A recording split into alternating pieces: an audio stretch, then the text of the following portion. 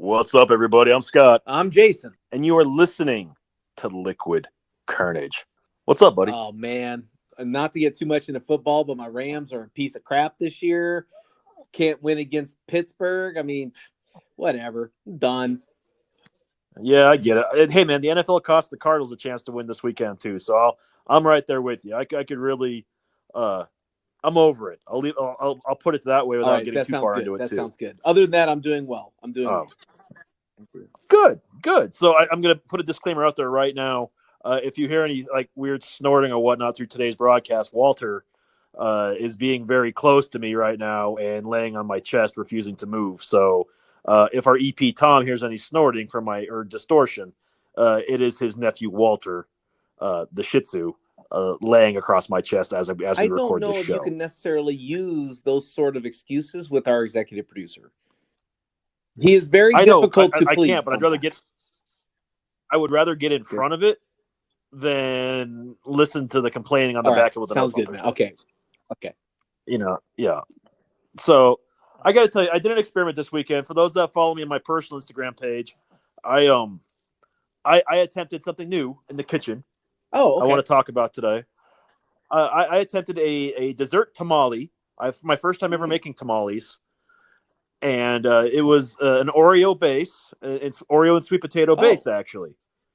And it was not bad, but there was a very fatal mistake I made with my equipment that is now haunting me days later. I did not realize, I didn't think about it, I should have, that when you steam, you use your steamer basket, because I have a bamboo steamer, you have to put it on top of another pot of water that's going to boil, and the steam's going to come out. Well, the steam, all that water eventually disappears in the pot, and you have to steam tamales for an hour and a half to 2 hours. So about an hour and 15 minutes into the steaming process over the weekend, I started smelling something funky, and I looked up, and my steam had stopped, and the bamboo steamer I was using had started smoldering.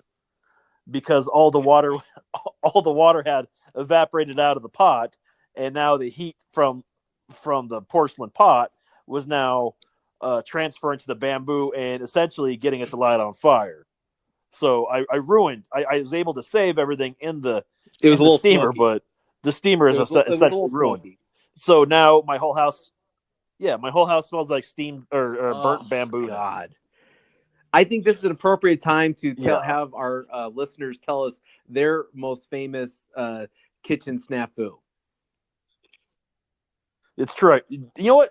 You're right. Why don't you go through our social media plug this week with that? We're going to learn on this one. Hey, had a bad experience in the kitchen?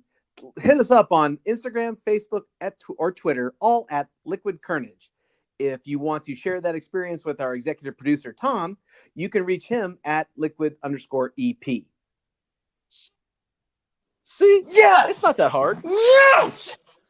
It's not that hard. You nailed that. You nailed that landing right there. I feel like I just did the who's that new gymnast that did that new move that no one else can do, and they named it after her? I did the Biles. I did the Simone Biles just then. Bam! Hit it. Oh, from the World Series? Absolutely. Nailed it. You crushed that thing. Man, I'm so proud of you right now. Like, we should just end the show on a high note. Just like, goodbye, everybody. Next week's 5-minute show, but it's worth it. No, I'm just kidding. We got stuff to talk about. I think tonight. we do. We got some stuff. We just, it's funny. Before we get into stop right now. We'll stop right now. Yeah. But before we get into that, this week's show, I do have a story. I heard one of the funniest yet dumbest stories, and I want your opinion on. Okay, before we go into the topic. So a friend of mine was telling me recently that his dad moved back to town after his 5th divorce. Okay. The man is 79 years old, been divorced 5 times, just recently got re-engaged to his 3rd wife. Do the math on that. But in between getting re-engaged to his 3rd wife, he dabbled in the online dating world. And apparently put some pictures out there. And this gentleman texted his daughter last week, letting her know that he is being blackmailed for pictures of him out on the internet. And if he didn't pay the certain amount of money, those pictures would be I'm made assuming public. that the pictures are more of an intimate nature. Okay. I would assume so too. As intimate as you can be for an old man Okay. at 79 years old. So that begged my question: how much was he being blackmailed for? And my friend put that question back on me. He's like, "Well, how much would you think he would be blackmailed for?" And very, frankly, I said, $1,000, $5,000, something like that, something significant. What would you pick? 3,400, and I'll tell you why I come up with that number in just a moment. 3,400. Yeah, okay.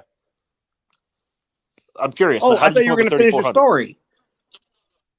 No.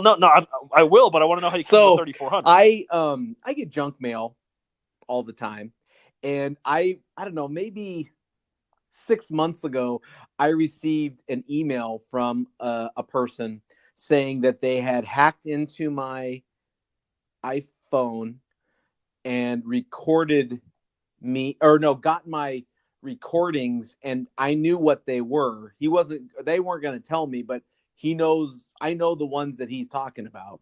And that if I didn't give him $3,400 in Bitcoins in 3 days, he was going to distribute the incriminating pictures to my friends and family on my phone. Oh. So I didn't even respond, but I'm thinking, I don't really do anything like that on my phone, but this might be kind of interesting to see what my friends get of my, of my thing. So I waited the 3 days, and I think on the third day it was either like a Sunday or Saturday. It was on a weekend. So I thought, oh man, if something got sent to Scott, he will definitely tell me about it on Monday. But I'm not going to say anything. I just want to see and you never said anything. So I assumed that you never got the pictures, or they were so unsubstantial that you just said, I'm not going to worry about it. All I got was your weekly dick pic that you send everybody. Oh, okay. Well, see, and that was the thing is, so anyways, that's my story, how I got to the 3,400. Now, okay. Continue. Okay, so on with my story. So yeah, so this guy lets his daughter know over text that he's being blackmailed, and if he doesn't pay a certain amount, these pictures will be distributed, and that dollar amount was $50. Oh man, are you serious? That is, I am, and it was so absurd. Like, I'm hearing this story, I'm thinking like, man, it's 1,000, maybe it's 5,000. Because if you're gonna try to blackmail somebody, you gotta blackmail them. Yeah. Like you got to get some money. Oh, and heck yeah. For $50, I was like, $50? Are you fucking kidding me? Like, what's like? Yeah, fine, I'll pay you that. Just get rid of the damn things. It's like that's gas money. Like, are you going to a decent dinner at Applebee's? Like, what's going on here? You're getting a decent appetizer at Applebee's. That's right? about it. Yeah. Right, oh man. man. $50. So did he pay it? I do not know. I don't think so. I'm not quite sure how the story ends that way, and I will find out because now I'm invested in the story, and I do want to hear how it goes. Up until last week, I had not heard if they in fact paid that or not. So I will find out and let our listeners know because I kind of want to help do a GoFundMe to pay the ransom. Exactly. It's like it's like you feel bad enough that this man's being blackmailed, but for $50, like what the fuck could it be? It can't be that bad. Well, or the person is just that stupid. And I'm thinking it's more of that than anything else. Because I don't know. I mean, I don't know how intimate we want to get on this podcast, but I personally don't have any pictures on my phone that if the guy were to go to my phone and look at all the pictures, there's nothing on there that I wouldn't be okay with all of my friends' families seeing. Exactly. I don't take those pictures either. I don't get those pictures. If anyone hacked my phone like that, they get memes, my dogs, and pictures of food, just like my social media accounts. Okay, so but I could see that for someone who kind of gave that trust and had that very intimate relationship with someone, that they sent them a private picture and then it gets released to the world, it's got to be very frightening. So $50 you're right, you might want to pay that. Yeah, I mean, at that point though, yeah, I heard that, I was floored just by it was the complete opposite reaction of what I was thinking, to be honest with you. I thought I'd be floored, like they asked for an exorbitant amount of money, and like, oh my god, how are you going to pay that, or what are you going to do to? Oh, They were thinking, this guy can't be too scared. yeah, right. Like 50 bucks. I think I would have laughed at that. Like, are you fucking kidding me? Like, do you need money for something? Like, do you just want to borrow 50 bucks? Like, like Here, why don't you? like what? Why don't you just ask me for the 50, and then send the pictures anyways? Because now I want to see what my parents and my family. Exactly. Because for 50 bucks, if all you're asking is 50 bucks, it can't be that bad. And frankly, Scott, I mean, would your parents freak out if they saw something that was more intimate of you? I don't know. I prefer them not to ever have to deal with that, and vice versa. I'm sure. and absolutely vice versa for sure. But for 50 bucks, it's like, I think I have to risk that. Like, all right, I'm going to call your bluff. Like, if that's all you're asking, let's see what you got. Well, and I guess it just goes to show how kind of nice people that we are. We don't have anything like that. I'm sure some of our listeners have very provocative things that they would not want shared to their friends and family, that, paying 50 bucks might be the only option to have. Oh, I'm sure that might be it. I just don't understand blackmail, though, because if you, let's say you paid the $50. Okay. Mm-hmm. What's to stop the blackmailer from saying, okay, you know what? Actually, now I want $75.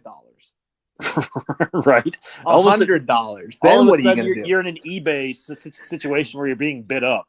I mean, I've always wondered, like, why would you pay a ransom when, if you pay the ransom, then they could just charge more? Yeah. There's no guarantee they're going to give you what you want. Yeah, I agree. It's the dumbest situation imaginable. But I think that it must have been one of those things that if you're 79 years old, your knowledge of the internet and how that all works is probably a little behind where limited. Some of the younger people are. Yeah. So this could be some real serious shit. Yeah, it really could. But at the end of the day, you're 79 years old. Do you really care that much anymore? I guess it also depends on what we're just talking about a nudie picture. That's a lot different than you in a compromising activity. Exactly. With gerbils, if it's compromising, yeah, maybe it's worth the 50 bucks. Yeah. If it's a tasteful nude, you know what? You're welcome, world. Yeah. One of those girls, those pictures that the girls get, the boudoir pictures where exactly. They're tastefully covered, but they're seductive enough where, they're tastefully covered. Is it something like that? Or is it jumper cables on your testicles? I mean, exactly. What are we talking about here? What is the difference here? Exactly. And I would be very intrigued about that too. But different strokes for different folks though either. Also, that's right. So that's right. That's right. Who's to say what could or couldn't be worth 50 bucks to somebody? That's true. And so I respect his honesty with his daughter. Mm-hmm. I have a little bit of a question about how the daughter told you. Oh, she told her brother. Her brother told me. Oh, because he thought it was hilarious. And I said, "Can I talk about this in the podcast?" He goes, "I would be upset if you didn't." Oh, so I think they're coming from a spot of being more annoyed with the fact that their dad, who's been married 5 times at his age, is still up to old shenanigans and not learning from his past mistakes. So you know what? If this can be a lesson for somebody, so be it. Just a final note on that, though. Nowadays, so many people send pictures and send stuff that they probably wouldn't want to so freely over to these dating sites that I'm surprised that it doesn't happen more often. And maybe it does, but this is just the first case that we're hearing about it in our world. Yeah. And I will say now though, whenever someone asks what's your number for ransom, when you say $3,400, yeah, I'm gonna say 50 bucks. Oh. I mean, I think that's only fair based on the story now.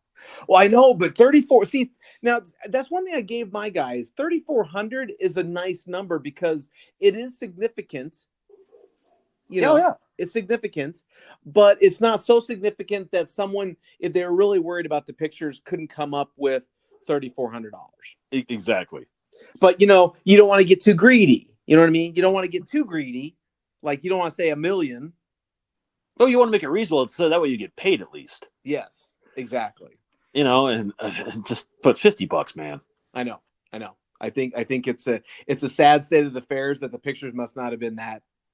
They could not have been that scandalous. Yeah. Well, not to mention, how is he going to get the money to the person? Was this going to be a cash transaction or was it change? I don't know. I mean, hey, you know what we need to come up with? We need to create an app for blackmail. Oh, right. Maybe we should. We negotiate the contracts. We can maybe you come to us. We put the letter together. We come up with the price based on the evidence, right? Uh-huh. And then if they come back, we work out the negotiations on the app, and then we make 5%. I think that's an amazing idea. Wow. My only question about that is the legality of it, because we're running an independent contracting business at that point. Oh, true. I mean, but are we going to get? Are we going to facilitate?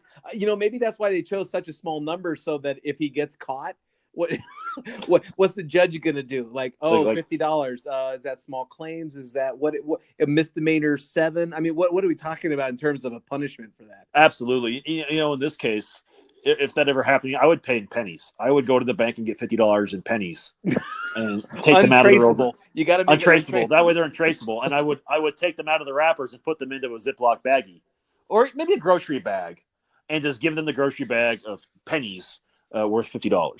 Canadian pennies. So you'd have to get $75 worth of Canadian pennies. Oh, there we go. That's the biggest motherfucker of them all. Oh, that would be awesome. That's almost as good as putting the little paint exploder in the bag of money, so that when you open it explode. That give them $75 worth of Canadian pennies. Well, if you think about it, though, you're doing them a favor, because it is untraceable at that point. It really is. It's untraceable. You are, yeah. And you are like, they didn't say how they wanted the money, and if they're not going to specify, you're giving them exactly what they want. You're just being a dick about it, and I respect that. There is something to be said. But I don't want you to be my hostage negotiator, though. Hey, you wouldn't want me to negotiate anything for you? We'll get your daughter back. They're asking for $4 million, but if we pay them in pennies, then I think that will really piss them off. It'll be good. Then they'll kill her on spite, sir. Don't worry, it's a perfect plan. They'll fill her body with like $1 million worth of pennies just to spite you. Yeah. Maybe it's not the best idea when you put it like that, but I think different scenarios. You negotiate with different tactics. With $50, fuck yeah, man, give them pennies. Who the fuck cares?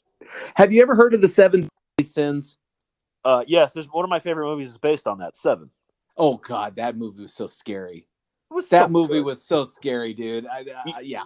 The scariest part of that movie was the sloth scene. Oh no, I thought that the lust scene was the one I didn't like at all. Wait, maybe I'm getting them confused. It's because it's been a minute since I've seen it. The lust was the one with the prostitute. Oh, okay, yeah. The sloth is the one where the guy was just chained to the bed and just left. Yeah.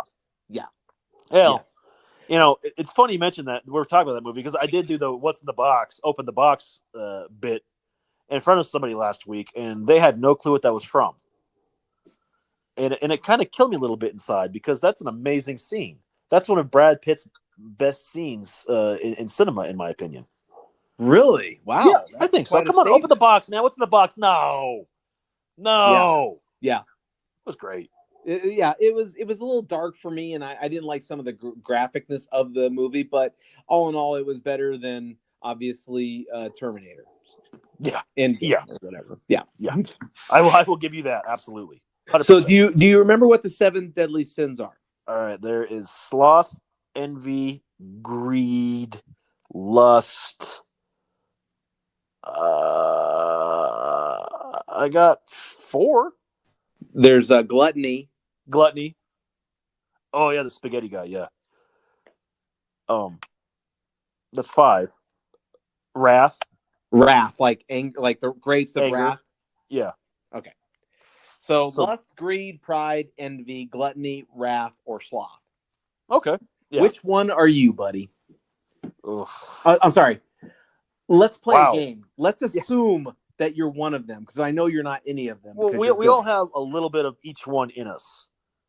There's a dark side to every personality, and we all have a little bit of a little bit of each of those deadly sins in us. Okay. Um, I think probably pride a little bit. Oh, very good. Um, Like you're the type of person that thinks that your shit don't stink. no, not so much like that. Like maybe too proud sometimes. Uh, Occasionally gluttony, but that's getting better as I get older. Yeah, yeah. Lust. Clearly that happens. Envy. You can't tell me you've never envied somebody. I can't say that I'm just one or I have one, but I'd say that I probably have a little bit of each, and I think everyone does if you really, you know, crank it down. So where do the seven deadly sins come from? Are they a religious thing, or is it from philosophers, or what is it? Um, I want to say it comes from the Bible, doesn't it? Like the Old Testament. I got to be honest. I've read through the entire Old Testament and New Testament. I just finished the Bible. In fact, this week I finished the Bible, dude. I read from cover to cover, Mm-hmm. and it was in the Bible. Okay. It was in the Bible, but it was referenced kind of weird. I don't remember which story it was. I think it was either in Numbers or Deuteronomy. I can't remember. So if you're out there and you know the exact story, please get on the social media and let us know. But so they're assuming that all of us have these inside of us, right? Mm-hmm. So basically, you're right. Through our life, we might hit on a bunch of these. Yeah. Now, it is kind of ominous that they're deadly, right? But we're assuming that lust will kill you, greed will kill you, pride will kill you, all those things. Now, when it says deadly, is that like a relative term? Like you'll be judged later on, and it might be the death of your soul, where instead of going to heaven, you're sent to hell. Yeah, probably. Yeah. I I mean, would if that's how I would look at it. But some people, like in the movie, these people were dying from it. yeah, I've never been a wrathful person.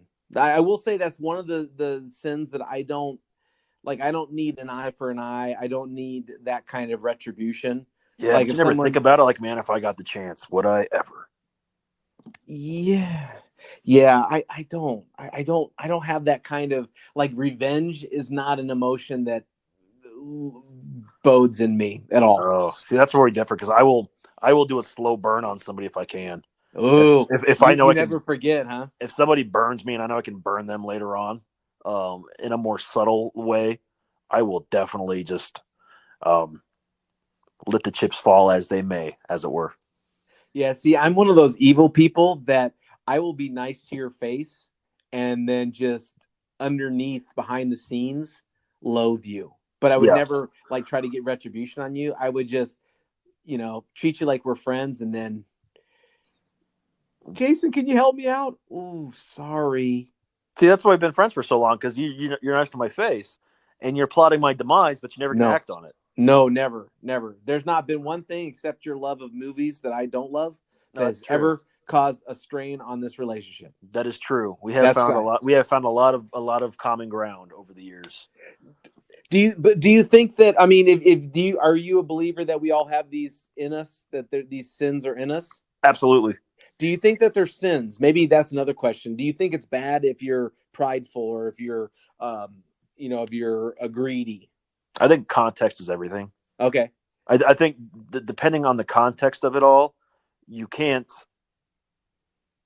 you can't sit there and accuse someone of being prideful or lustful or full of wrath or greed.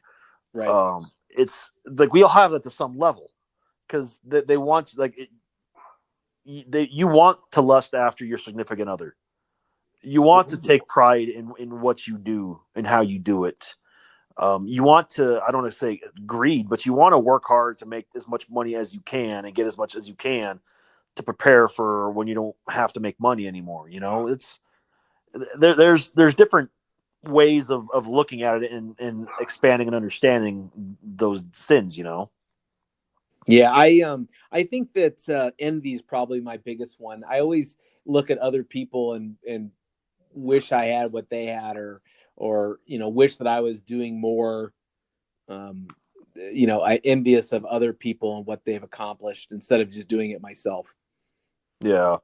And I think part of that is learning how not to let those things like envy in your case affect you on a day-to-day basis to where it I don't want to say it hurts you, but it impacts your daily activities.